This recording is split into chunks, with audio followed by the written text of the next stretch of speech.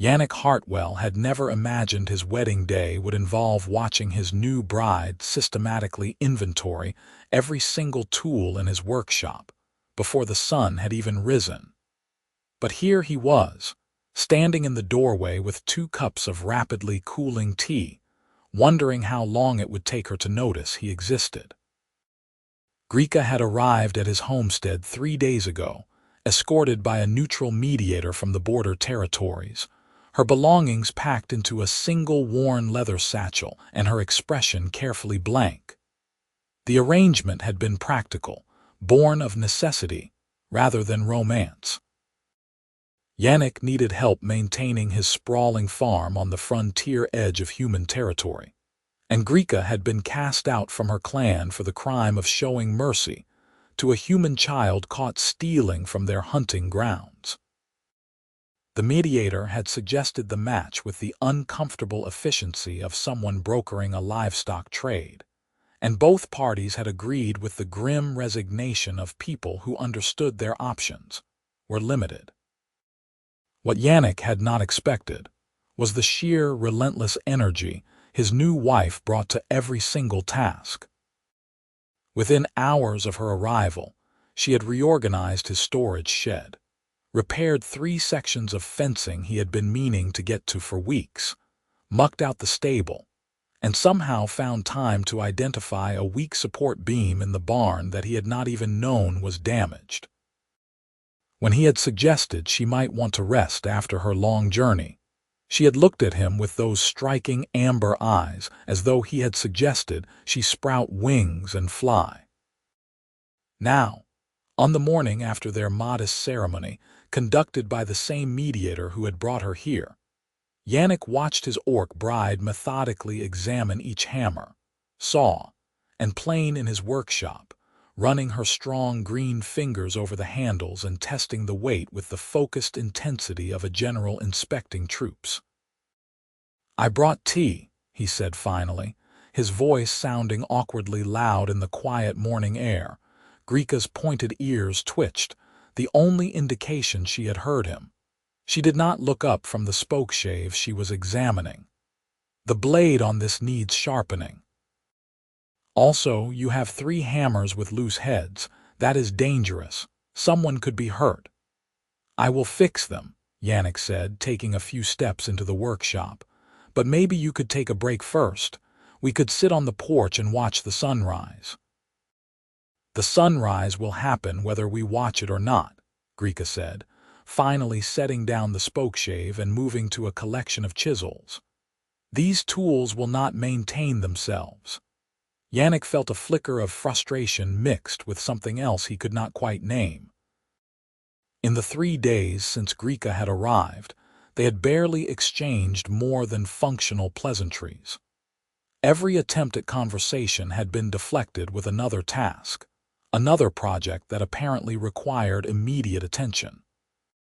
He understood that she was in an impossible situation, married to a stranger from a species that had spent generations viewing her people as monsters. He understood that she was probably terrified, probably grieving the loss of her clan and her former life. But he also understood that if they were going to make this arrangement work, they needed to at least try to know each other. "Grika," he said more firmly this time, "the tools can wait. Please, come have tea with me." She finally looked up at him, and for a moment he saw something raw and uncertain flash across her face before her expression smoothed back into careful neutrality. "I do not understand the human obsession with sitting and drinking hot water. It is not just hot water. I added mint from the garden and honey." Yannick held up one of the cups as evidence, and it is not about the tea, really. It is about taking a moment to just be together. Grika's hands stilled on the chisel she had been examining.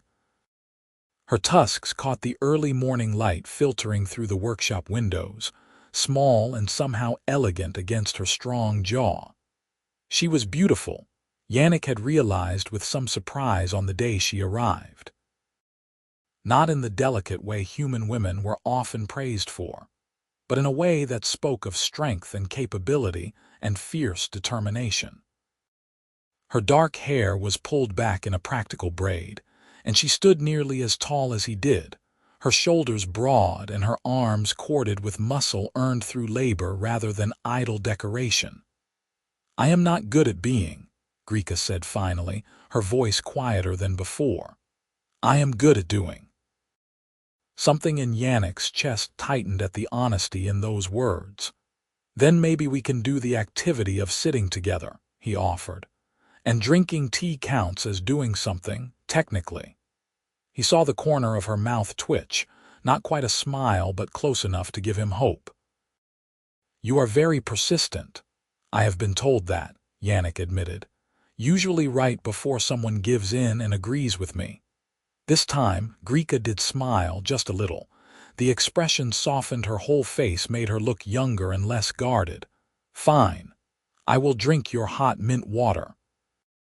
But then I need to sharpen those tools.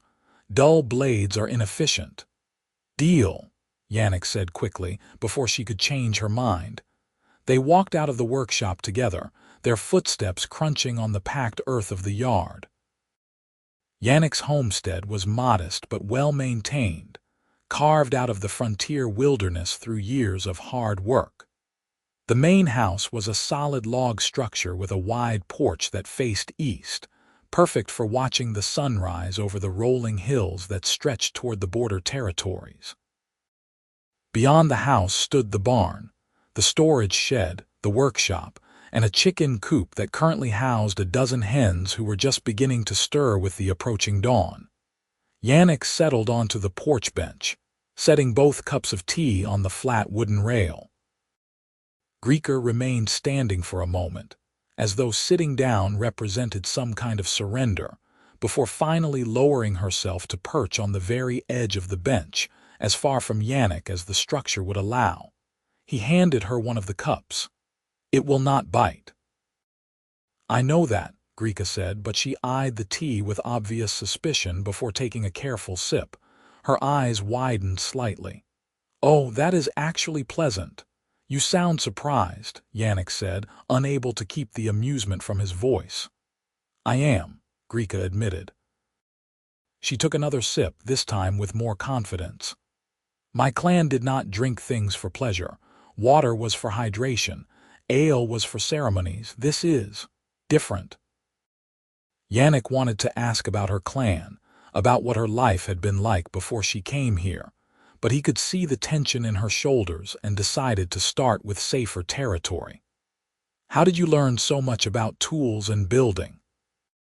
"My father was a craftsman," Grika said, staring out at the horizon where the sky was beginning to lighten from black to deep purple. "He made weapons mostly, but also whatever else the clan needed. Furniture, carts, tools. I started helping him when I was very young. He said I had good hands." She looked down at her hands as she said this, her expression unreadable. "He was right," Yannick said. "I have never seen anyone assess a workshop that thoroughly, that quickly. You spotted problems I did not even know I had." Grika's ears twitched again, and he was starting to recognize that as a sign of pleased surprise. "You maintain things better than most humans I have seen. The barn structure is sound. The fencing is mostly good quality, but you let small problems go too long." "That is how small problems become big problems." "Guilty," Yannick admitted. "I tend to focus on the urgent things and tell myself I will get to the rest later. Later has a way of never arriving." "That is inefficient," Grika said, but there was no judgment in her tone, just observation. They sat in silence for a few moments, sipping their tea and watching the sky continue to lighten. A breeze rustled through the trees that bordered the property, carrying the scent of pine and earth and growing things. In the distance, Yannick could hear the faint call of a morning bird beginning its song. "Why did you agree to this?" Grika asked suddenly, still not looking at him. "The mediator said you needed help with the farm, but you could have hired human workers. Why bring an orc into your home?" Most humans would rather burn their homes down than share space with one of my kind. Yannick considered the question carefully, knowing his answer mattered. I grew up in a border town, he said finally. My father was a trader. He did business with humans, orcs, even some of the elf clans that passed through. I learned early that people are people, regardless of what they look like. Some are good, some are bad, most are somewhere in between. When the mediator suggested you, I saw an opportunity for both of us to have something we needed. You needed a place to go, and I needed help. It seemed fair. Fair, Grika repeated, as though testing the word. My clan did not think it was fair when I let that human child go instead of killing him for theft. They said I had dishonored them, shown weakness. What do you think? Yannick asked. Grika was quiet for a long moment. I think the child was 7 years old and starving. I think killing him would have been the act of a coward, not a warrior. But my opinion does not matter. I am clanless now. Her voice remained steady, but Yannick could hear the pain underneath the words. Your opinion matters to me, Yannick said. For what it is worth, I think what you did was brave. Standing up for what is right even when it costs you everything. That takes more strength than most people ever have to find. Grika turned to look at him directly for the first time since they had sat down. In the growing morning light, he could see the faint scars that marked her arms and hands, evidence of a life lived hard and without softness. You do not know me, she said. I could be a terrible person who made one good choice. Could be, Yannick acknowledged, but I do not think so. And either way, you are here now. We are married now. I would like to at least try to make this work, as partners if nothing else. Partners, Grika said, seeming to consider the concept. Like a business arrangement. If that is what you are comfortable with, yes, Yannick said. Though I hope eventually it could be more, but we can start there. Grika took another sip of her tea, her eyes moving back to the horizon where the first hint of gold was beginning to touch the sky. I do not know how to be a wife. Orc marriages are different from human ones. And I certainly do not know how to be a wife to a human. I have never been married before either, Yannick admitted. So we are both learning.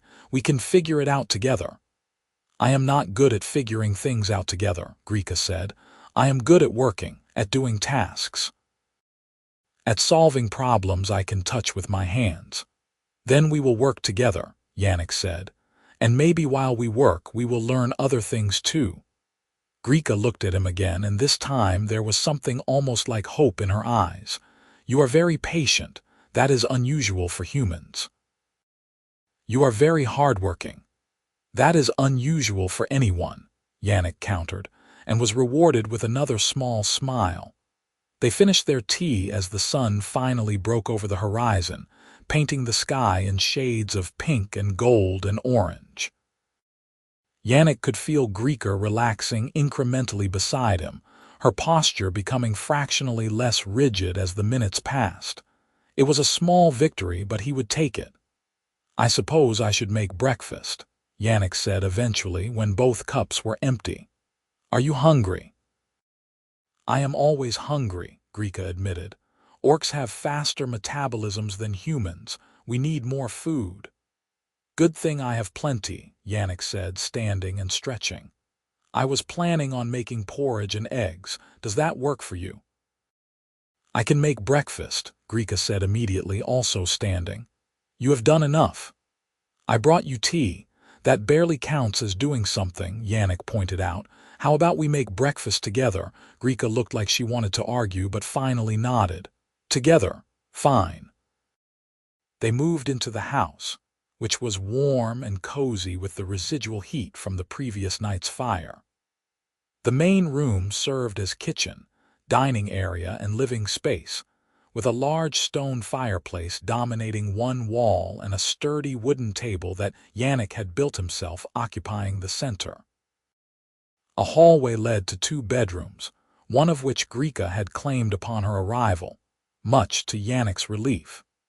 He had not known what the expectations would be regarding their sleeping arrangements, and he had been glad when she had taken the initiative to establish separate spaces. Yannick stoked the fire in the stove, while Grika began pulling out ingredients with the same systematic efficiency she brought to everything else. Within minutes, they had fallen into an easy rhythm, Yannick stirring the porridge while Grika cracked eggs into a pan with precise, economical movements. "You are good at this," Yannick observed. "Cooking, I mean." "My father taught me that too," Grika said. "He said a good craftsman needs fuel, and fuel means food. If I wanted to work in his forge, I needed to know how to keep us both fed." "Smart man," Yannick said. "He was," Grika agreed, and there was such sadness in those two words that Yannick felt his chest constrict again. He wanted to ask if her father was still alive, still with the clan that had cast her out. But he sensed that pushing too hard too fast would only make her retreat back into the armor of work and efficiency. Instead, he focused on the porridge, adding a generous amount of honey and some dried berries he had been saving.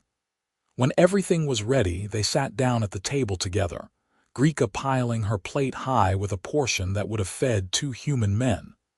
"Sorry," she said, noticing his expression. "I did warn you about the metabolism." "Do not apologize," Yannick said quickly. "I am glad you are eating well. I have plenty of food. That is one of the advantages of running a farm." They ate in comfortable silence for a while, the only sounds the clink of spoons against bowls and the crackle of the fire. Yannick found himself sneaking glances at Grika, trying to reconcile the fierce, guarded woman who had arrived 3 days ago with the person sitting across from him now, methodically working through a mountain of food with the same focused intensity she brought to every task. "What needs to be done today?" Grika asked eventually, scraping her bowl clean. "Besides the tools, I mean, what are the priorities?" Yannick blinked, realizing he had been staring. "Right. Well, I need to check the irrigation channels in the upper field. The wheat is at a critical stage and cannot afford to dry out, and there are some weeds in the vegetable garden that are getting aggressive. Beyond that, general maintenance. Always something to fix on a farm." "I will do the weeds," Grika said immediately, "and help with the irrigation channels. And then I will sharpen those tools." "Grika," Yannick said gently, "you do not have to do everything in one day." "Why not?" she asked, genuinely confused. "If the work is there, it should be done." "Because people are not machines," Yannick said. "We need rest. We need time to think and breathe and exist as more than just workers." Grika frowned, her tusks catching the light from the window. "That sounds inefficient." "Maybe," Yannick admitted, "but it is also human. An orc, I assume. You have to take care of yourself too, not just the farm." "The farm is easier to take care of," Grika said quietly. "The farm makes sense. You work, you get results. You plant seeds, you get crops. You fix a fence, it stays fixed. People are." She trailed off, searching for words. "People are complicated." "Yeah," Yannick agreed. "They really are. But that is also what makes them interesting." Grika looked at him for a long moment, something shifting in her expression. "You are interesting," she said finally. "Most humans I have encountered have been afraid of me or angry at me or both. You are neither." "Should I be?" Yannick asked. "Most people think so," Grika said. "Orcs are monsters, everyone knows that." "Orcs are people," Yannick corrected. "Some of them might be monstrous, just like some humans are monstrous, but that is about choices, not species." Grika's eyes were bright, and for a moment Yannick thought she might cry, but she blinked rapidly and the moment passed. "We should get to work," she said, standing abruptly and beginning to clear the dishes with swift, efficient movements. Yannick recognized the deflection for what it was and let it go. Progress, he reminded himself, happened in small steps. They had shared tea. They had made breakfast together. She had opened up just a little about her past and her pain. It was enough for now. They worked together throughout the morning, falling into an easy partnership that surprised Yannick with its naturalness. Grika attacked the weeds in the vegetable garden with the same intensity she brought to everything. But she was also careful not to disturb the plants themselves, working with a precision that spoke of genuine skill. When they moved to the irrigation channels, she quickly grasped the system Yannick had designed and began suggesting improvements that were actually quite clever. "You could redirect this channel here," she said, pointing to a section where the water flow was sluggish. "And if you built up a small berm on this side, you could create a reservoir effect that would keep things moist even during dry spells." "That is brilliant," Yannick said, genuinely impressed. "How did you think of that?" Grika shrugged, but he could see the pleasure in her eyes at the praise. "It is just logic. Water flows downhill. If you control the flow, you control where it goes and how much stays." They spent the next hour implementing her suggestions, Yannick digging while Grika hauled stones to build up the berm. He was struck again by her strength. She lifted rocks that he would have struggled with as though they weighed nothing, stacking them with careful precision to create a structure that was both functional and oddly beautiful. By the time the sun was high overhead, they had transformed the irrigation system, and Yannick's upper field now had a much better chance of thriving even if the weather turned dry. They stood together surveying their work, both of them streaked with dirt and sweat, and Yannick felt a sense of accomplishment that went beyond the practical improvements they had made. "We make a good team," he said. Grika glanced at him, and this time her smile came easier. "We do," she agreed. "I did not expect that." "Neither did I," Yannick admitted, "but I am glad." They walked back to the house together, and Yannick could see Grika already eyeing the workshop in the distance, no doubt thinking about those tools that still needed sharpening. He made a decision. "Grika, wait here for a moment," he said when they reached the porch. "I need to do something." She looked confused but nodded. "All right." Yannick went into the house and grabbed a basket, then quickly detoured to the workshop. His plan was risky and might backfire spectacularly, but he was tired of watching his new wife work herself into exhaustion while avoiding any real connection between them. If the only way to get her to stop was to make stopping inevitable, then that was what he would do. He gathered up all the sharpening stones from the workshop, along with a few other key tools he knew she would look for, and brought them into the house, stashing them in his bedroom and closing the door firmly. Then he filled the basket with bread, cheese, apples, and a bottle of cider he had been saving, and returned to the porch where Grika was waiting with barely contained impatience. "What were you doing?" she asked. "Making lunch," Yannick said, holding up the basket. "We have been working all morning. We deserve a break." "I am not hungry yet," Grika said, but her eyes were on the basket in a way that suggested otherwise. "Well, I am," Yannick lied, "and I know a good spot down by the creek where it is cool and shaded. Come with me." Grika hesitated, clearly torn between the pull of more work and the unexpected invitation. "I really should sharpen those tools," she said, but there was less conviction in her voice than before. "They will still be there after lunch," Yannick said. "Come on. Consider it part of our partnership." "Partners take breaks together sometimes." "You are using my own words against me," Grika observed. "Is it working?" Yannick asked hopefully. She sighed, but there was amusement in the sound. "Fine, but only for a little while." Yannick led her down a narrow path that wound through a stand of birch trees, their white bark glowing in the dappled sunlight. The path opened onto a small clearing beside a creek that burbled over smooth stones, the sound soothing and constant.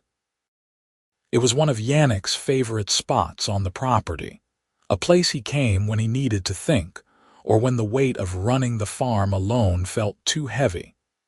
He spread out a blanket he had tucked into the basket and set out the food.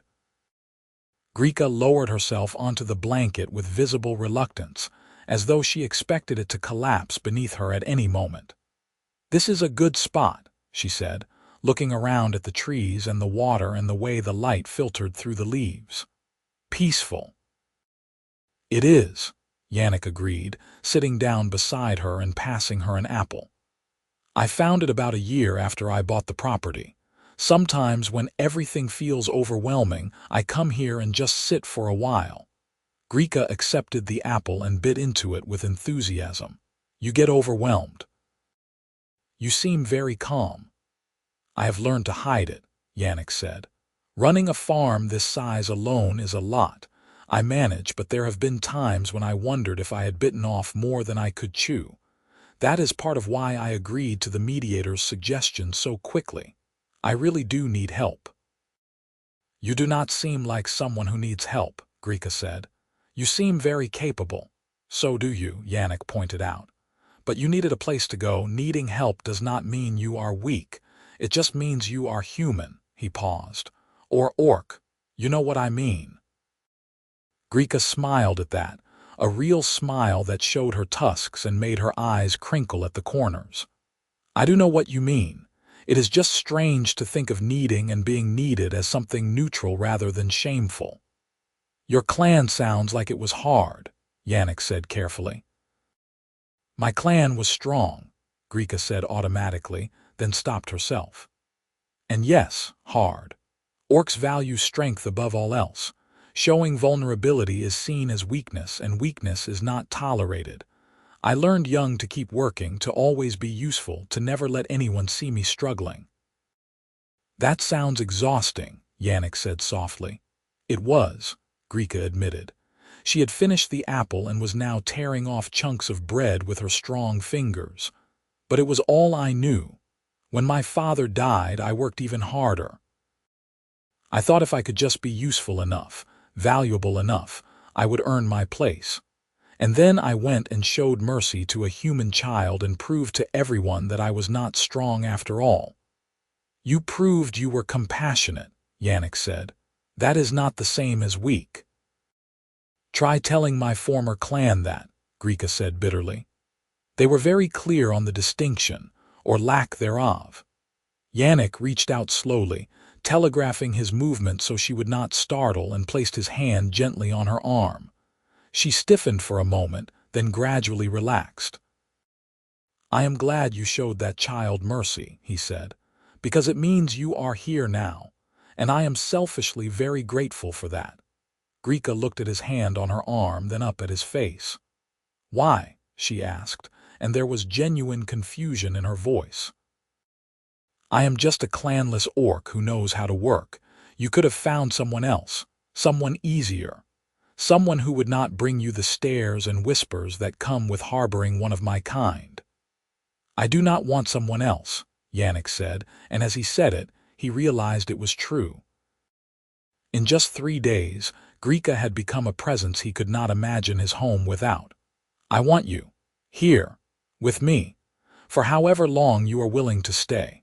Grika's breath caught, and for a moment they just looked at each other, the sound of the creek and the rustle of leaves filling the silence.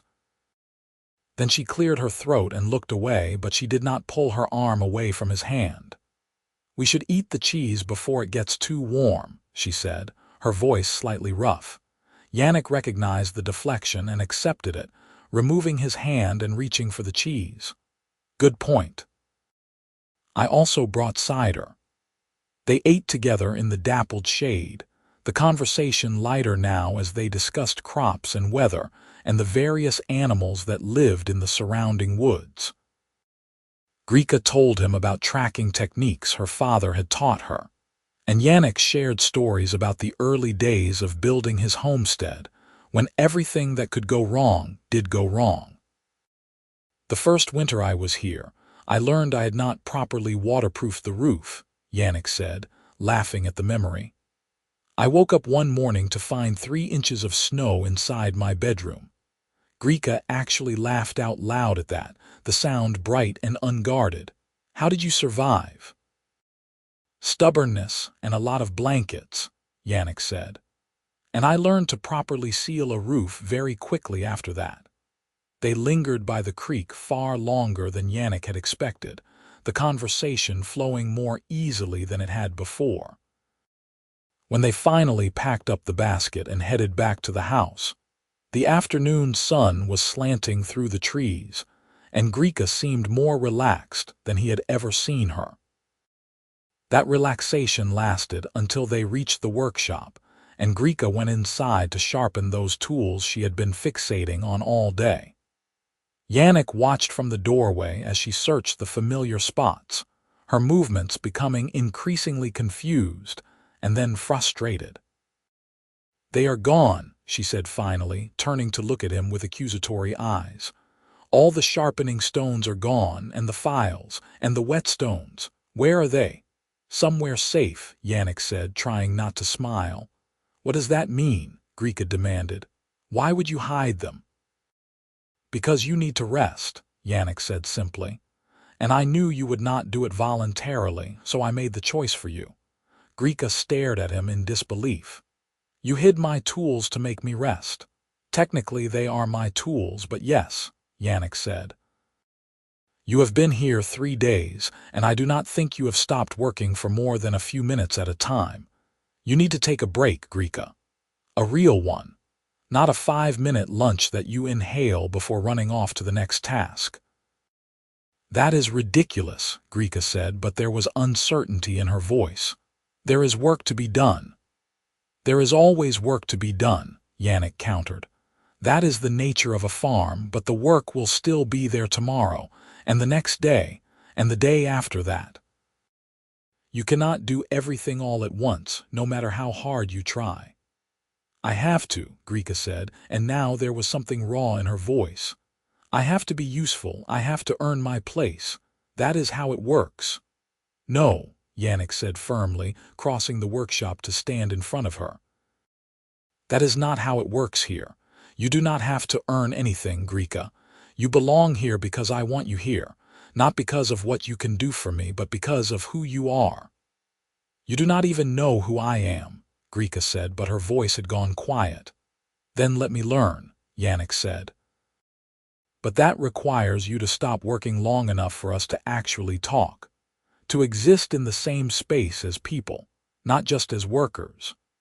Grika's hands were clenched into fists at her sides, and Yannick could see her struggling with something internal and painful. "I do not know how to do that," she said finally. "I do not know how to be a person separate from what I do.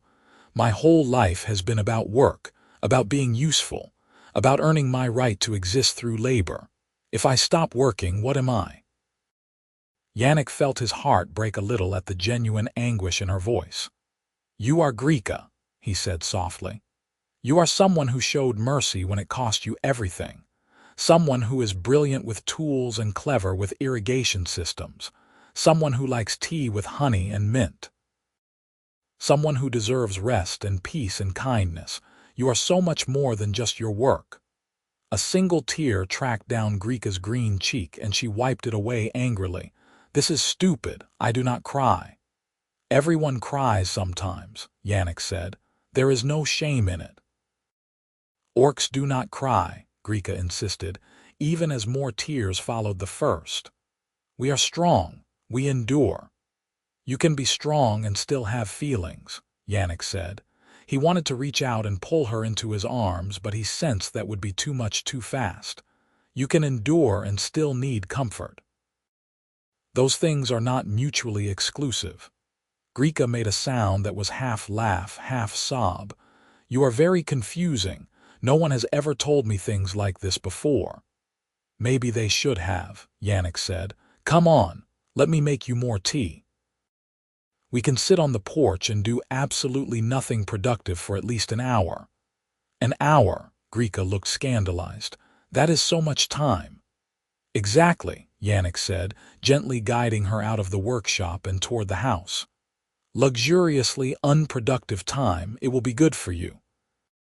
Grika allowed herself to be led, still sniffling slightly but no longer actively crying. Yannick settled her on the porch bench with strict instructions not to move, then went inside to prepare the tea.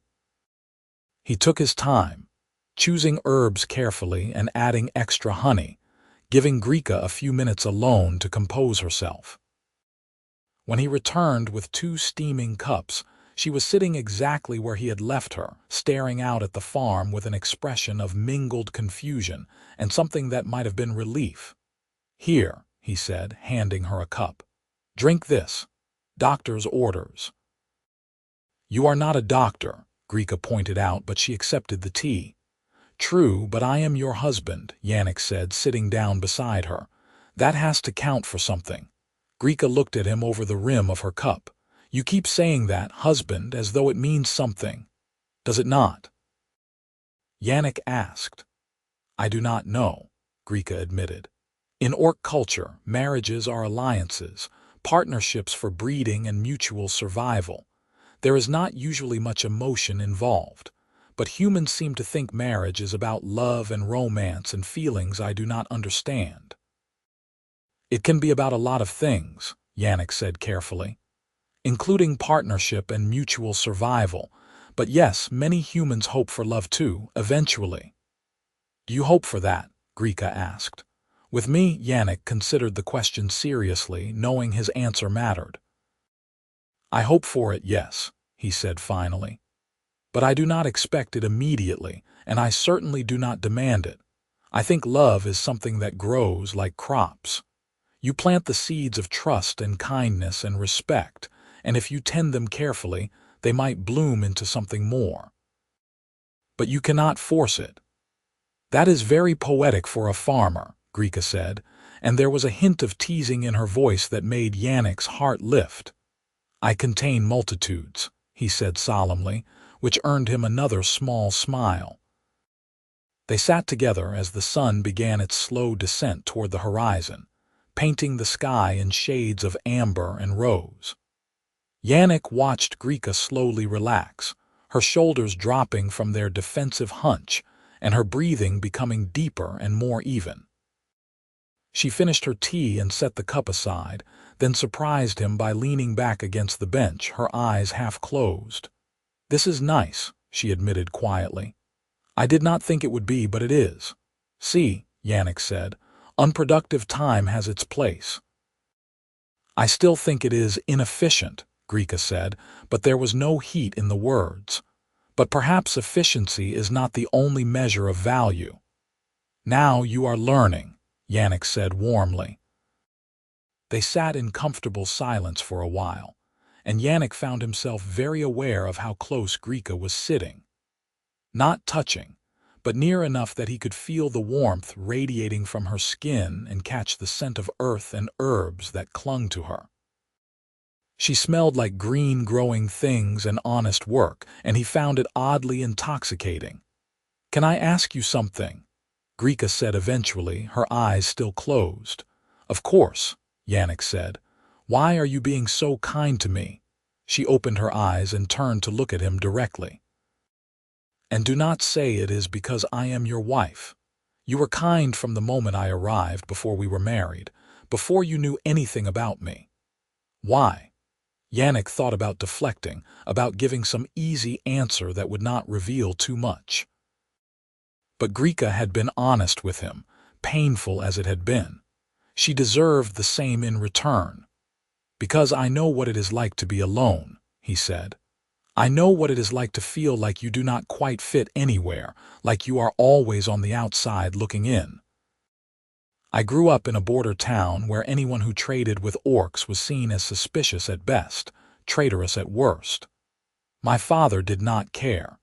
He believed in fairness and honest dealing with everyone, regardless of species.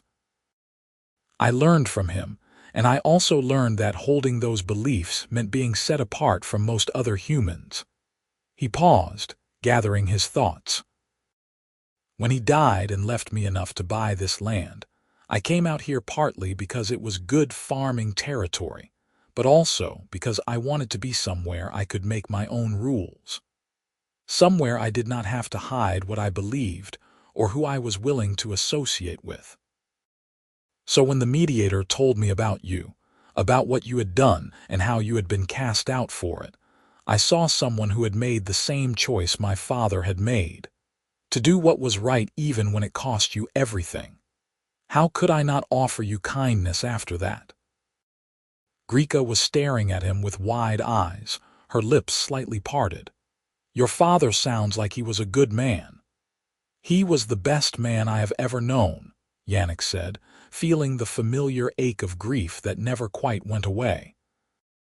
He taught me that character is measured by what you do when it costs you something, not by what is easy or convenient. You have character, Grika. Real character. That is worth more than strength or efficiency or any of the things your clan valued. Grika looked away, and when she spoke her voice was thick with emotion. I wish I could have met him, your father. I wish you could have too, Yannick said. He would have liked you. He always respected people who worked hard and stood by their principles. I think I would have liked him as well, Grika said. She was quiet for a moment, then added softly, my father would have liked you too. He always said the measure of a person was how they treated those weaker than themselves. You treat everyone with respect, regardless of their strength or status. He would have respected that. I wish I could have met him, Yannick echoed and meant it. They sat together as the sky darkened and the first stars began to appear. Yannick eventually went inside to light the lamps and start preparing dinner, and this time when Grika tried to help, he gently but firmly directed her to sit at the table and keep him company instead. You have done enough today, he said. Let me take care of this. Grika looked mutinous for a moment, then subsided. Fine, but I am making breakfast tomorrow. Deal, Yannick said, hiding his smile. He made a simple stew with vegetables from the garden and salt pork from the cellar, and they ate together at the table, talking about small things and comfortable things. Grika told him about different types of wood and their properties, and he told her about the history of the land, and the strange rock formation he had found at the northern edge of the property that looked almost like a giant's chair. When they finally went to their separate bedrooms, Yannick lay awake for a long time, thinking about the day and the tentative progress they had made. Grika was still guarded, still prone to throwing herself into work rather than dealing with her feelings, but she was also starting to open up. Starting to trust, just a little. He fell asleep with a smile on his face, already planning how he would keep her tools hidden for at least another day. The next morning, Yannick woke to the smell of cooking and the sound of Grika moving around the kitchen with her usual efficiency. He dressed quickly and emerged to find the table already set and a truly impressive breakfast spread laid out. Good morning, Grika said, looking up from the pan where she was frying eggs. I hope you are hungry. Starving, Yannick said, which was not entirely true but became true the moment he saw the amount of food she had prepared. This looks amazing. I may have made too much, Grika admitted. I am still calibrating for cooking for two instead of just myself. They sat down to eat, and Yannick noticed that Grika seemed more relaxed this morning, less like she was bracing for a fight. She even initiated conversation, asking him about his plans for the day. I need to check the wheat field again, Yannick said. And there is some maintenance needed on the chicken coop. One of the boards is coming loose. Beyond that, I thought I might start planning out the fall planting. It is early, but it does not hurt to think ahead. I can fix the chicken coop, Grika offered immediately, then stopped herself. Unless you think I should rest more, Yannick considered. How about we work for a few hours this morning, then take a proper lunch break, and this afternoon we can do something different, not farm work. Like what? Grika asked, genuinely curious. I do not know yet, Yannick admitted. But I am sure we can think of something. After breakfast, they went their separate ways to tackle the morning tasks, Yannick checked the wheat and was pleased to see it was responding well to the improved irrigation. The heads were beginning to form, heavy with the promise of a good harvest. If the weather held, he would have enough grain to last through the winter with surplus to sell or trade.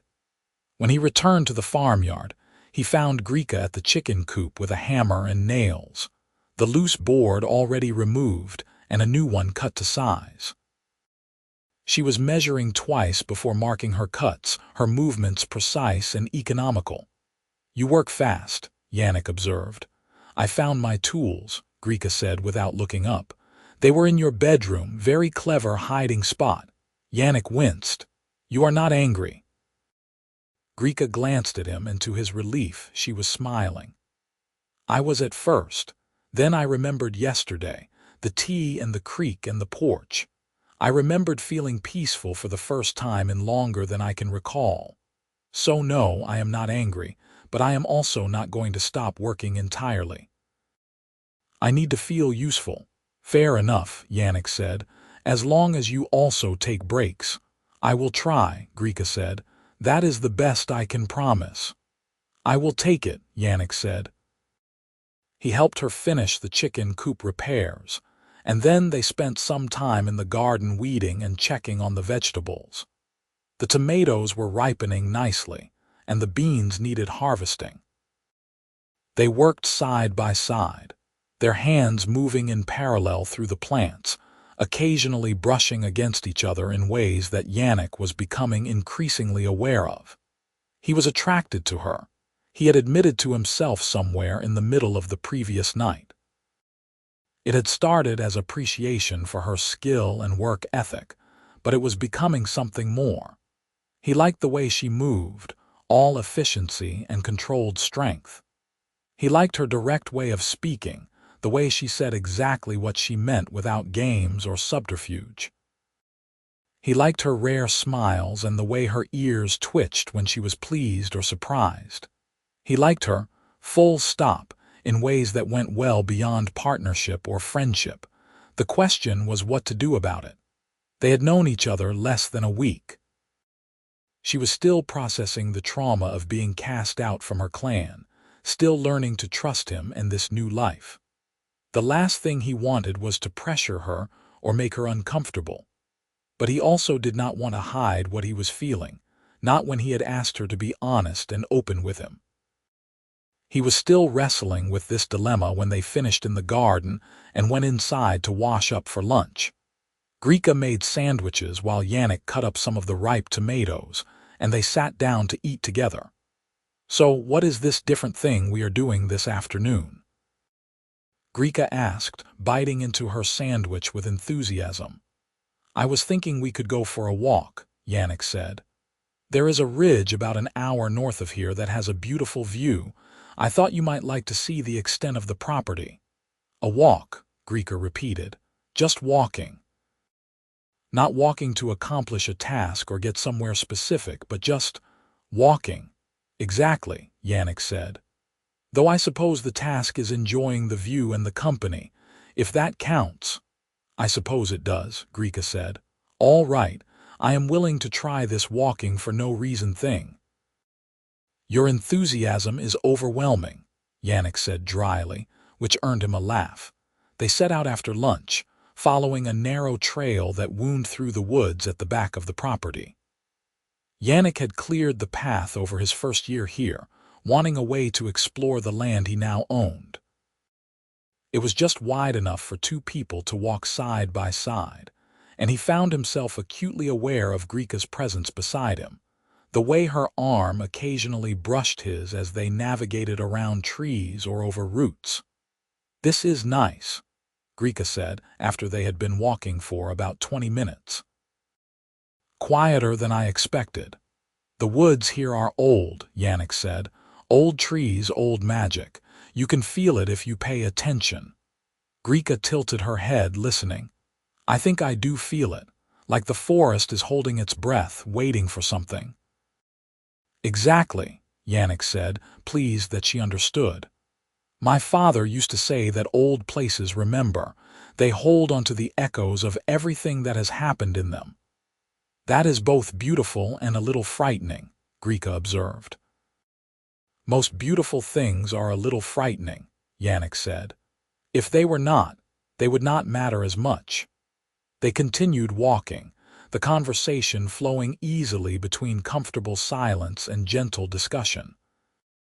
Grika pointed out animal tracks in the soft earth, identifying deer and rabbit and something larger that might have been a bear. Yannick showed her a tree that had been struck by lightning years ago but had somehow survived, its trunk split but still growing, twisted and strange and beautiful. Life is stubborn, Grika said, running her hand over the scarred bark. It finds a way to continue even after everything says it should not. Are we still talking about the tree? Yannick asked gently. Grika smiled a little sadly. Maybe not entirely.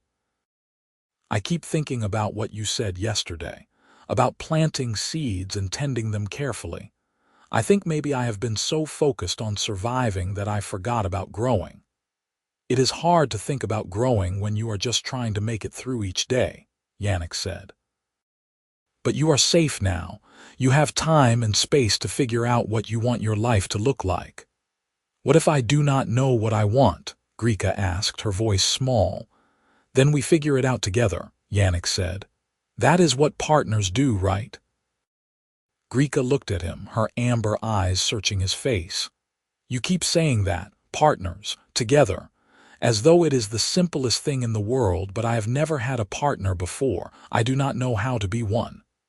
Neither do I, Yannick admitted. But I think we are doing all right so far, do not you? I suppose we are, Grika said. Though I still think hiding my tools was a terrible strategy. Effective, though, Yannick pointed out. Effective and terrible are not mutually exclusive, Grika said, but she was smiling. They reached the ridge an hour later, breathing hard from the climb but exhilarated by the view that opened up before them. From this height, Yannick could see his entire property laid out like a map, the fields and buildings small and tidy in the distance. Beyond that, the forest stretched in all directions, a sea of green broken only by the occasional glint of water where streams caught the light. To the north, he could just make out the dark line of the mountains that marked the border territories. This is incredible, Grika breathed, her eyes wide. I had no idea the land was so vast. It goes on for miles in every direction, Yannick said. Plenty of room for both of us and then some. Grika turned to look at him. You really mean that, do not you, that this is my home too now? Not just a place I am staying temporarily, but actually mine. Of course I mean it, Yannick said. You are my wife, Grika. That makes this your home as much as it is mine. More, maybe, since you have already done more to improve it in 4 days than I managed in the last 6 months. I have not done that much, Grika protested, but she looked pleased. You have done more than you know, Yannick said seriously. Not just the physical work, though that is considerable, but you have made the house feel less empty, made it feel like a home instead of just a place I sleep. That matters more than any fence repair or irrigation system. Grika's breath caught and she looked away, but not before Yannick saw the shine of tears in her eyes. You cannot just say things like that, she said, her voice rough. Why not? Yannick asked. It is the truth. Because it makes me feel things, Grika said. Things I do not know what to do with. Things that are confusing and overwhelming, and I do not have tools to fix them or tasks to work through them. Yannick took a careful step closer. What kind of things? Grika was quiet for a long moment, staring out at the forest as though it held the answers she was searching for. When she finally spoke, her voice was barely above a whisper. I think I am starting to care about you, she said. Not just as a partner or a provider of shelter, but as a person. A specific person who I want to spend time with, and who makes me laugh, and who sees me as more than just what I can do. And that terrifies me because I have never felt this way before, and I do not know the rules or the expectations, Or what happens if I do it wrong? Yannick's heart was pounding so hard he was sure she must be able to hear it. There are no rules, he said softly, and you cannot do it wrong. Caring about someone is not a task with a right and wrong way. It is just letting yourself feel what you feel and seeing where it goes. What if it goes somewhere painful? Grika asked, finally turning to look at him. What if I let myself care and then something happens and I lose you too? I have already lost everyone else I cared about. I do not think I could survive losing someone else. You cannot live your whole life afraid of loss, Yannick said gently. If you do, you never really live at all. You just exist going through the motions but never letting yourself feel anything real. That is not survival, Grika. That is just a slow kind of dying. I know, Grika said, and now the tears were falling freely. I know you are right, but knowing something and being brave enough to do it are two different things. Yannick reached out slowly, giving her time to pull away if she wanted. When she did not, he gently cupped her face in his hands, his thumbs brushing away her tears. Then let me be brave enough for both of us, he said. At least to start. You do not have to have all the answers right now, you just have to be willing to try. I am terrified, Grika whispered. Me too, Yannick admitted. But I think the best things in life are usually a little terrifying. Grika laughed, watery but genuine. You said that about beautiful things earlier. Same principle, Yannick said. He was very aware of how close they were standing, of the warmth of her skin under his hands, of the way she was looking at him like he was something precious and fragile. Can I kiss you? He asked, wanting to be absolutely certain of her consent. Grika's eyes widened. I have never been kissed before. I do not know if I will be good at it. There is no good or bad, Yannick said. There is just us figuring it out together, same as everything else. Us, Grika repeated as though testing the word. Then, with the same determination she brought to every challenge, she nodded. Yes, you can kiss me. Yannick leaned in slowly, giving her time to change her mind. When their lips met, it was gentle and sweet and a little awkward, but it was also perfect in its imperfection. Grika made a small sound of surprise, then her hands came up to rest on his shoulders, steadying herself. They broke apart after a few moments, both breathing harder. Grika's face was flushed, her amber eyes bright. That was. She trailed off, searching for words. Yeah, Yannick agreed, feeling a little dazed himself. It really was. Can we do it again? Grika asked shyly. Absolutely, Yannick said, and this time when they kissed, it was less tentative. Grika learned quickly, her lips moving against his with growing confidence, her tusks a strange but not unpleasant presence. When they finally pulled apart again, they were both grinning like fools. I think I like kissing, Grika announced.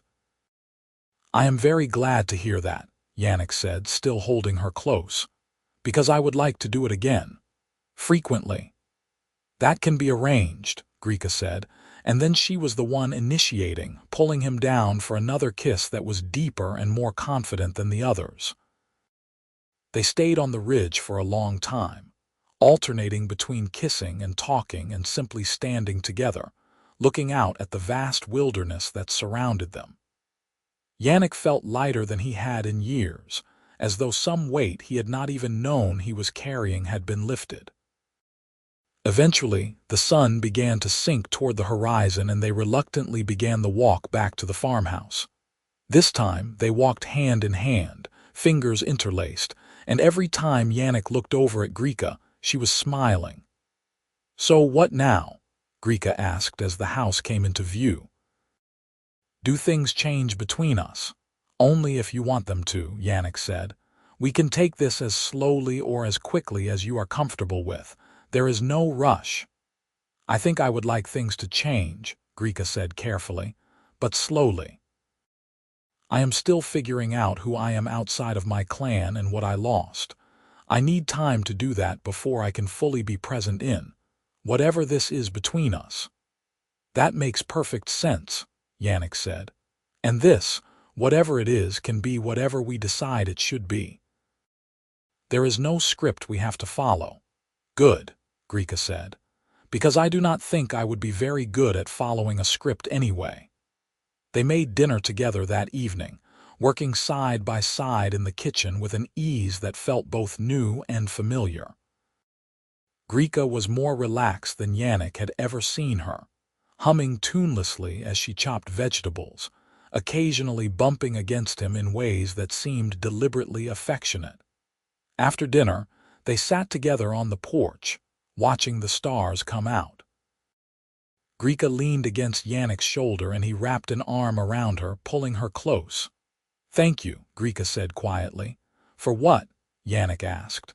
"For hiding my tools," Grika said. "For forcing me to stop and breathe. For showing me that there is more to life than just work. For making me feel like I matter, not just for what I can do but for who I am." "You do matter," Yannick said, pressing a kiss to the top of her head. "More than you know." They sat together until the air grew cool and Grika started to shiver despite the warmth of Yannick's arm around her.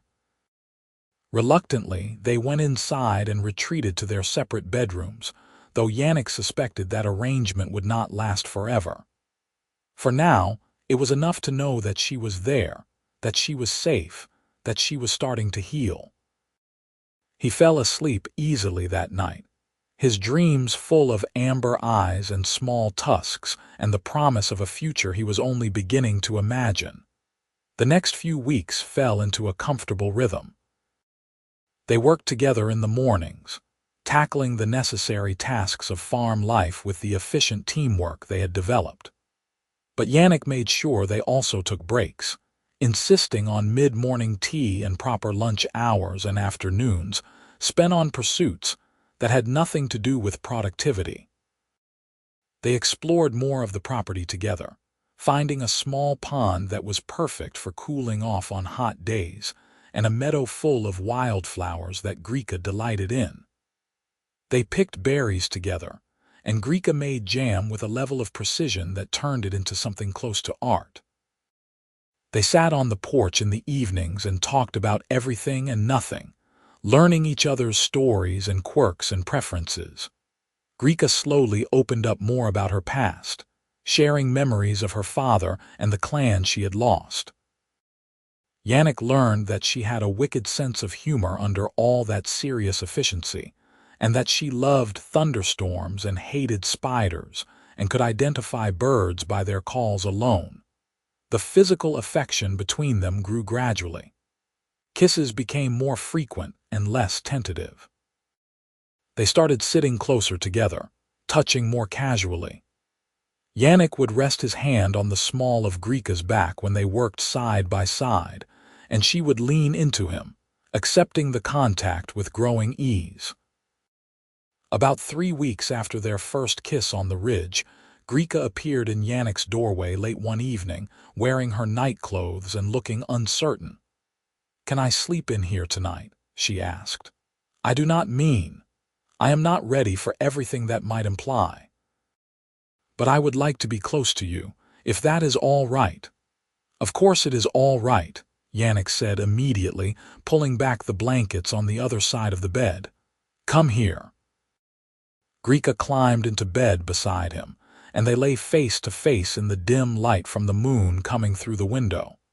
Yannick could see the vulnerability in her eyes, the way she was still bracing for rejection even as she asked for what she wanted.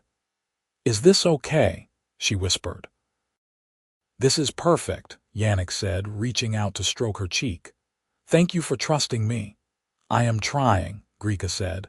"Trust does not come easily to me, but with you I want to try." They fell asleep like that, facing each other, close but not quite touching. When Yannick woke in the morning, Grika was curled against his chest, her head tucked under his chin, and he had never felt more content. After that night, Grika slept in his room more often than not. They maintained careful boundaries, both of them aware that rushing things would help no one, but the intimacy of sleeping beside each other brought them closer in ways Yannick had not anticipated. He learned that Grika talked in her sleep sometimes, usually in the orcish language he did not understand. He learned that she was a restless sleeper, often waking in the middle of the night before settling back down.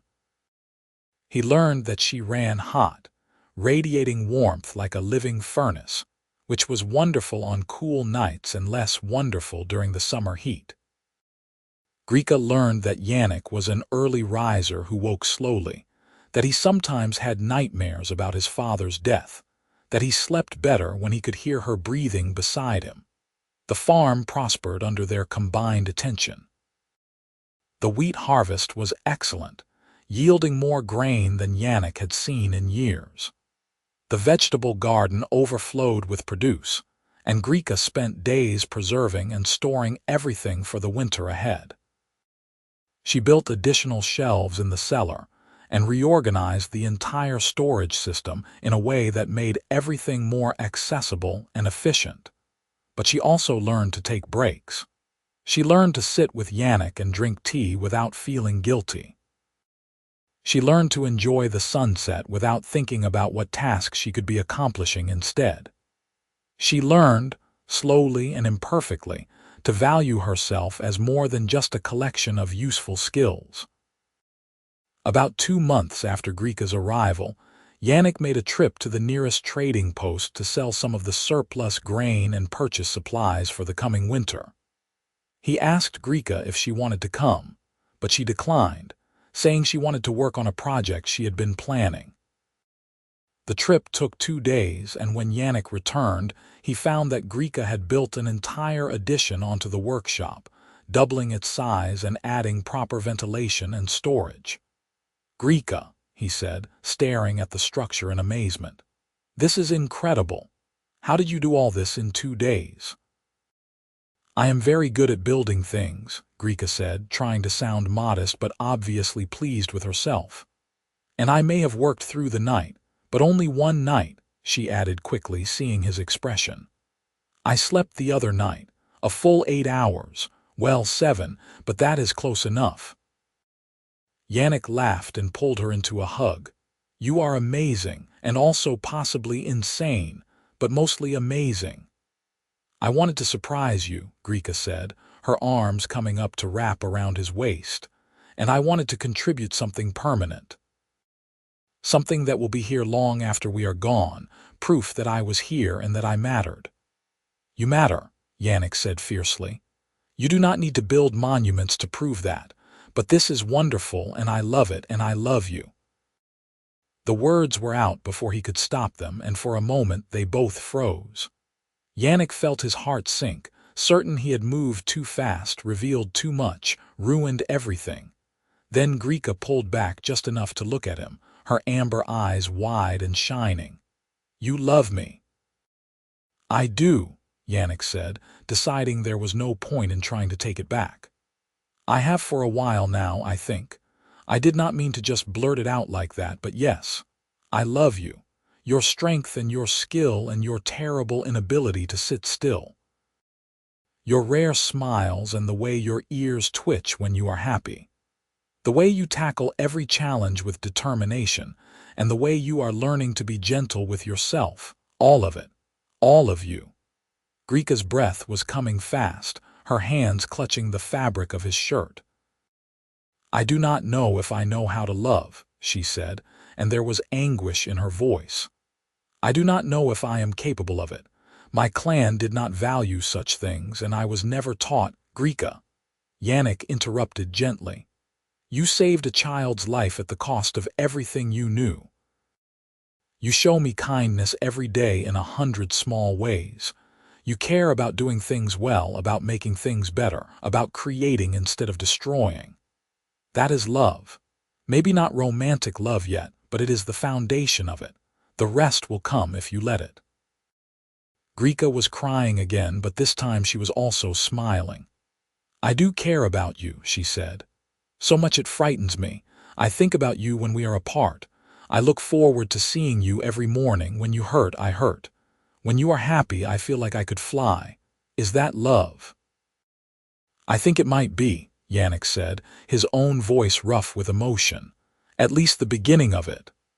Then I think I might love you too, Grika said wonderingly. I think I might have for a while now, I just did not know what to call it.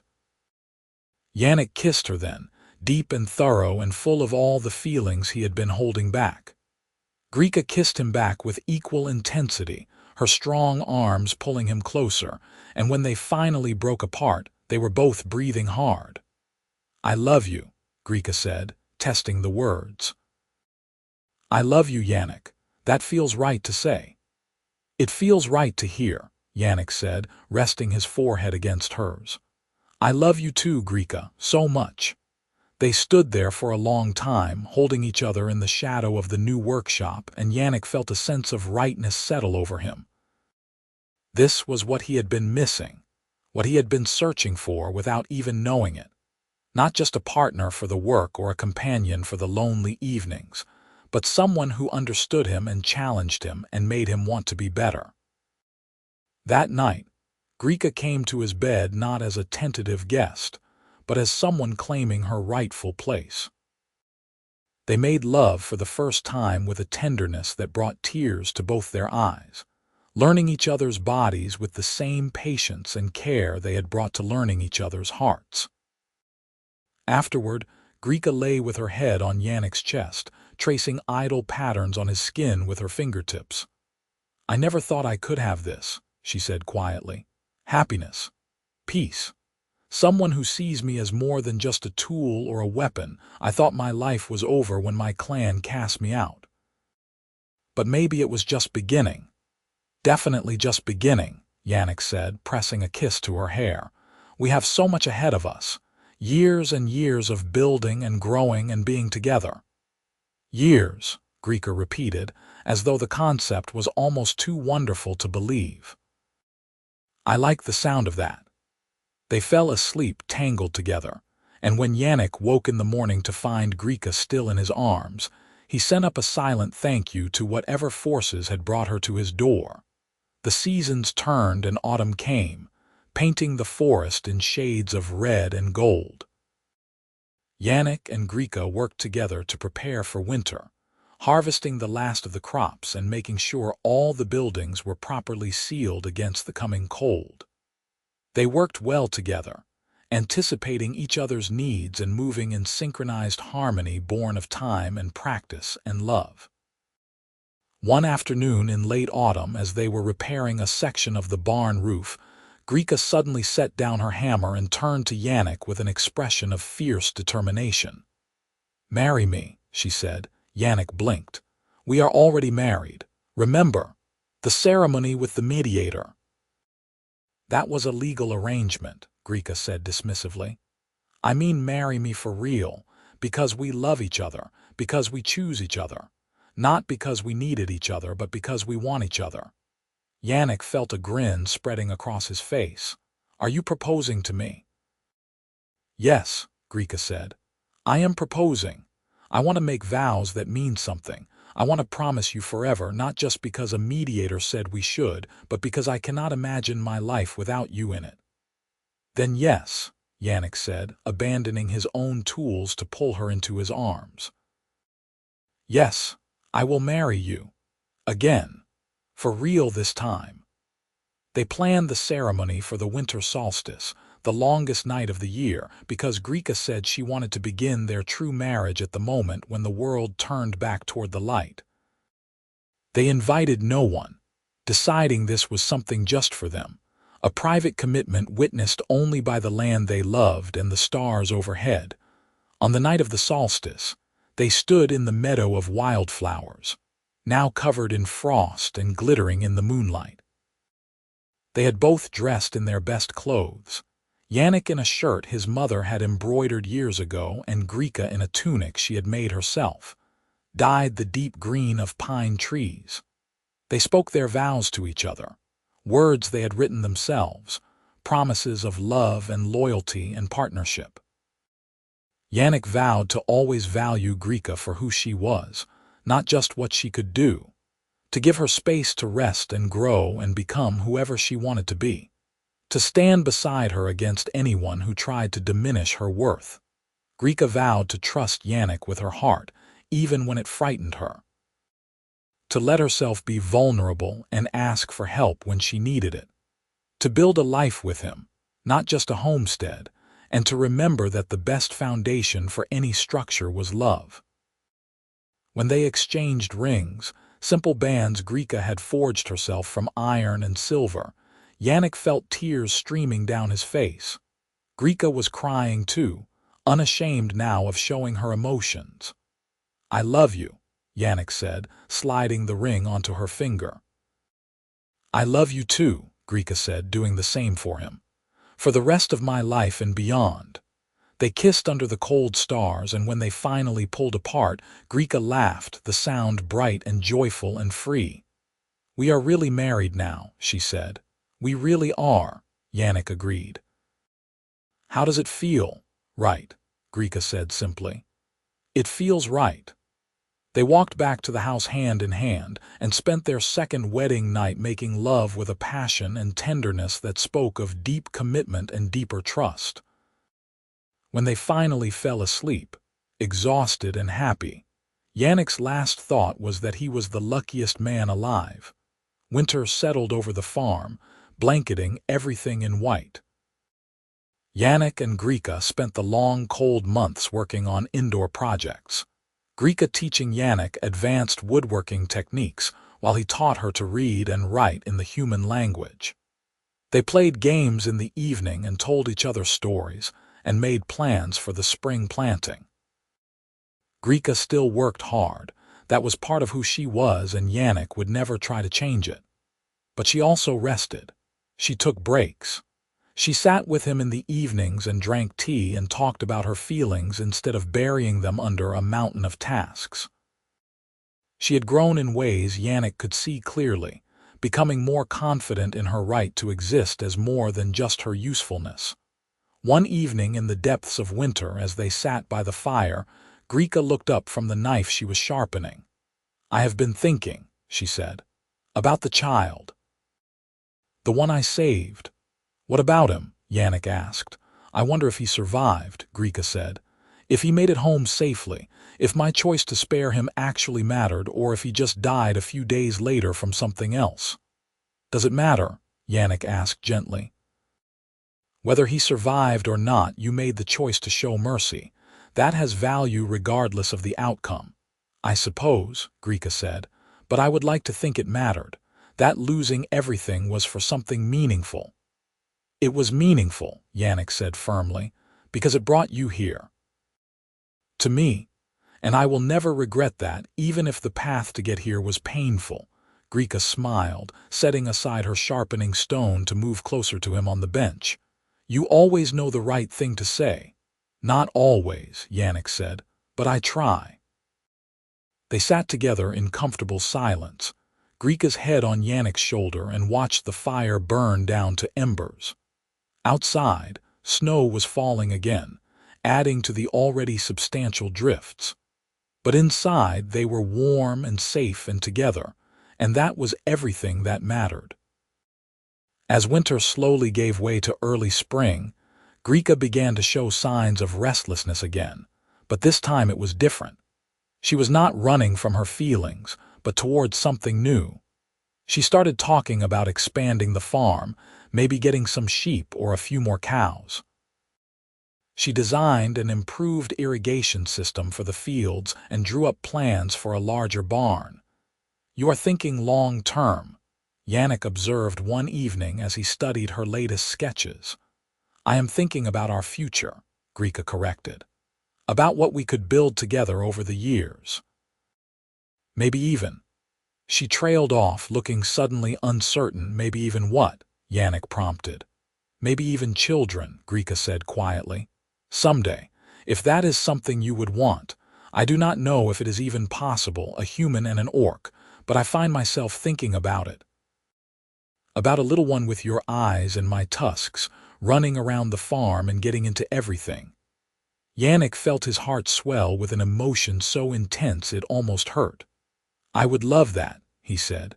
"So much. I do not know if it is possible either, but I would like to find out. When you are ready. Maybe soon, Grika said, and there was hope in her voice. Maybe this summer after the planting is done and things are settled. We could try. We could, Yannick agreed, pulling her into his lap and holding her close. We could build a family, just like we built everything else, together. Spring arrived in a rush of green and growing things. Yannick and Grika worked side by side in the fields, planting wheat and barley and oats, setting out seedlings in the expanded vegetable garden. The work was hard but satisfying, made better by the companionship and the frequent breaks for tea and conversation. One morning in late spring, Yannick woke to find Grika already up and moving around the room, gathering her tools for the day. "Come back to bed," he mumbled, still half asleep. "Cannot," Grika said, but she leaned down to kiss him. "I have so much to do today. The fence in the north pasture needs replacing, and I want to start on that new barn design, and Grika," Yannick interrupted, sitting up. "Have you had breakfast?" She paused. "Not yet." "I was going to grab something quick and no," Yannick said firmly. He got out of bed and gently took the hammer from her hand. "We are going to have a proper breakfast together. And then you are going to tell me what has you so anxious that you are reverting to your old habits." Grika looked like she wanted to argue, but then her shoulders slumped. "I am not anxious, I am just. There is so much to do." "There is always so much to do," Yannick said gently. "But that is not really what this is about, is it?" Grika was quiet for a long moment. "What if I am not good at it?" She said finally. "Being a mother, I mean. What if all I know how to do is work and I cannot figure out how to just be present for a child? What if I fail them the way my clan failed me?" "Oh, love," Yannick said, pulling her into his arms. "You will not fail. You are already so different from how you were when you first arrived. You have learned to rest and to feel and to let yourself be vulnerable. You will teach our children all of that. And besides, you will not be doing it alone. We will figure it out together, same as everything else." "Together," Grika repeated, relaxing slightly in his embrace. "I keep forgetting that. I spent so long being alone that sometimes I still think I have to do everything myself." "You do not," Yannick said. "Not anymore. You have me and I have you, and whatever comes, we will face it as a team." Grika pulled back to look at him, her eyes bright. "I love you." "I love you too," Yannick said. "Now let me hide your tools and pour us both some tea, and we can have a proper breakfast before we tackle the day." Grika laughed, the sound warm and genuine. "You are not actually going to hide my tools again, are you?" "I might," Yannick said, grinning, "if I think you need it." "I do not need it," Grika protested. "I am much better at resting now." "You are," Yannick agreed, "but a reminder never hurts. Come on." Tea and breakfast, and a proper start to the day. They went into the kitchen together, and Yannick made good on his promise, preparing a full breakfast while Grika sat at the table and told him about her plans for the day. They ate slowly, savoring both the food and the company, in no rush to get to the endless work that awaited them. When they finally did start the day's tasks, they worked side by side, but Yannick made sure to call for breaks. Mid-morning tea became a ritual again, as did a proper lunch hour and afternoon rest. Grika grumbled sometimes, but she always complied, and Yannick could see the difference it made in her energy and mood. By evening, they had accomplished a remarkable amount while still maintaining a healthy balance. The fence was repaired, the barn plans were refined, and they had even found time to take a walk down to the creek where they had shared lunch that first week. As they sat on the porch watching the sunset, Grika leaned her head on Yannick's shoulder with a contented sigh. "This is nice," she said. "I am glad you make me stop sometimes." "I am glad you let me," Yannick said, pressing a kiss to her temple. "Always," Grika said. "Well, maybe not always, but more often than I used to." "I will take it," Yannick said, and they sat together in comfortable silence as the sky blazed with color and then slowly faded to twilight. Summer arrived hot and bright, and with it came the confirmation that Grika was indeed pregnant.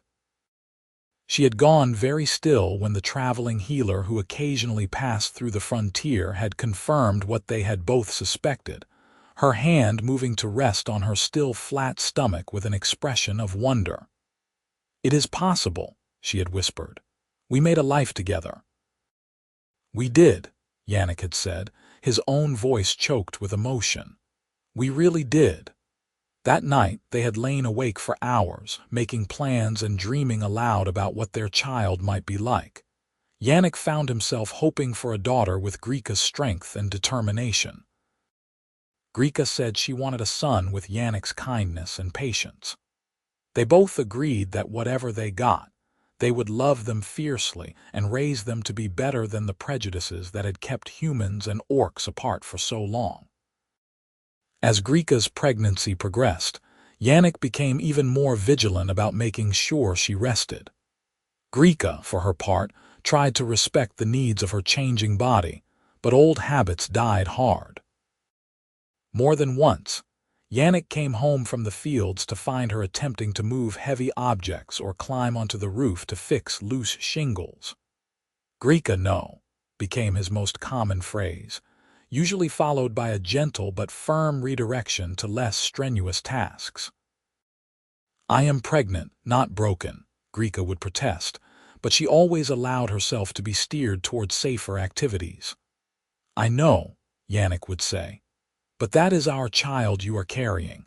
Let me do the dangerous stuff for a while. You can go back to climbing on roofs after they are born."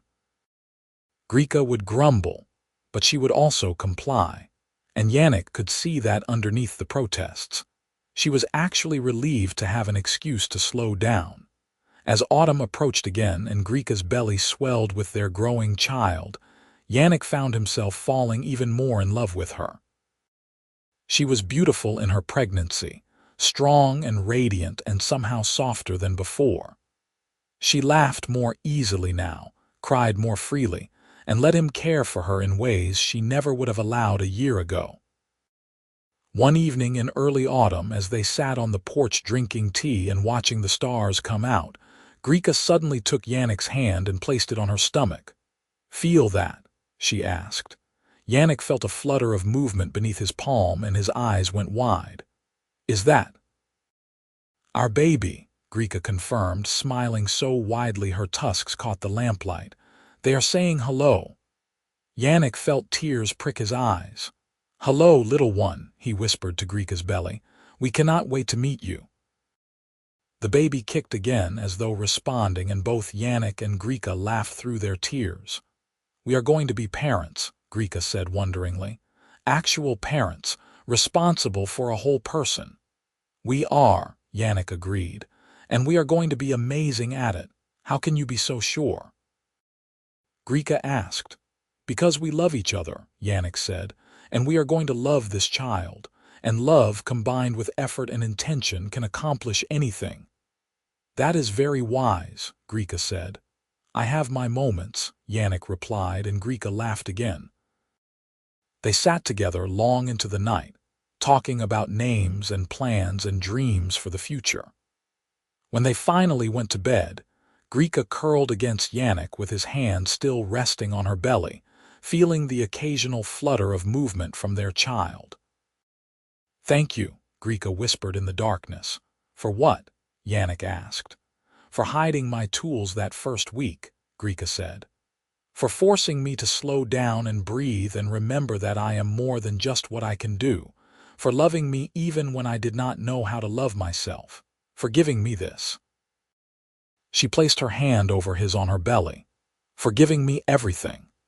"You gave me everything too," Yannick said.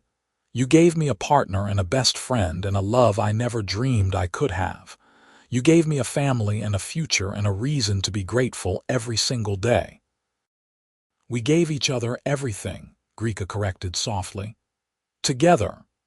"Together," Yannick agreed, and they fell asleep like that, holding each other and the promise of the life they had created.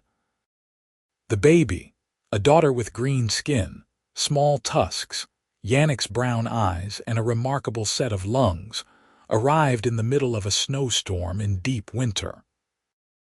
Grika labored for hours with the traveling healer who had fortunately arrived just days before, and Yannick, who stayed by her side the entire time. When their daughter finally entered the world, screaming her displeasure at the cold air and bright lights, both parents cried with joy and relief. They named her Dara, which meant gift in the Orcish tongue, because she was exactly that. A gift neither of them had expected but both cherished beyond measure. In the days and weeks that followed, they learned the rhythms of parenthood together.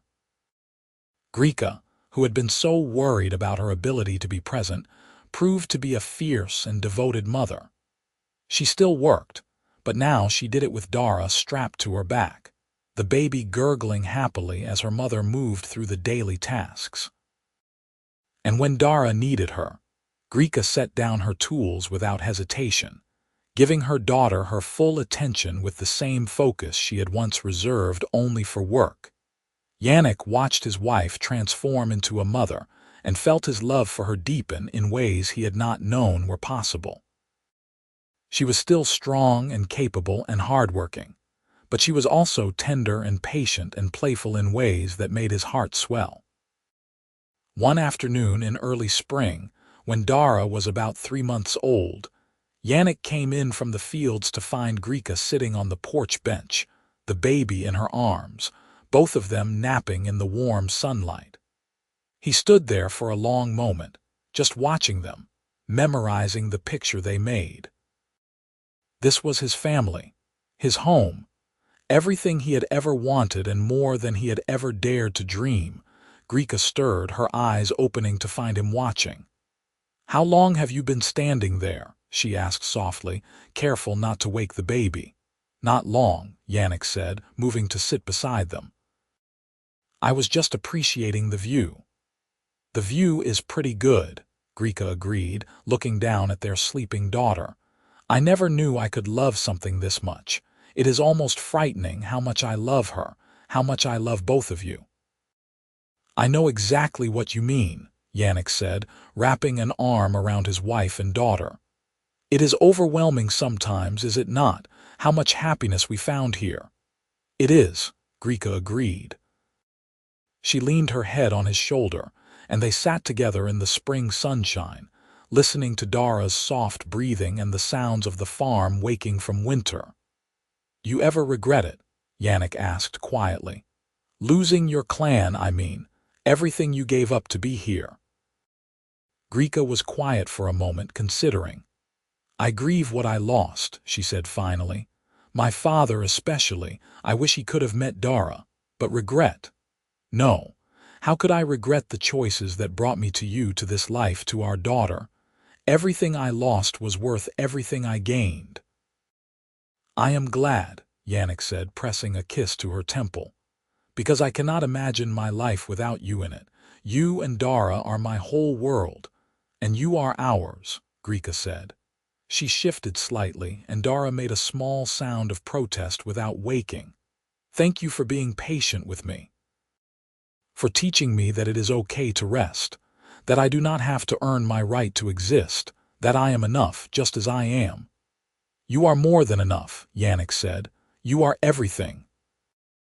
They sat together as the afternoon wore on, eventually rousing Dara for feeding and changing, then setting about the evening tasks together. As always, Yannick made sure they stopped for tea, sitting together on the porch as the sun set and painting the sky in familiar shades of pink and gold. "I have been thinking," Grika said as she sipped her tea, Dara content in her lap. "We should teach Dara both languages, human and Orcish, both cultures, so she never has to choose between parts of herself." "I think that is a wonderful idea," Yannick said. "And we can teach her that strength comes in many forms.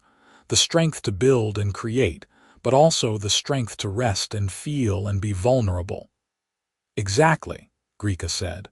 "I want her to have everything we had to learn the hard way."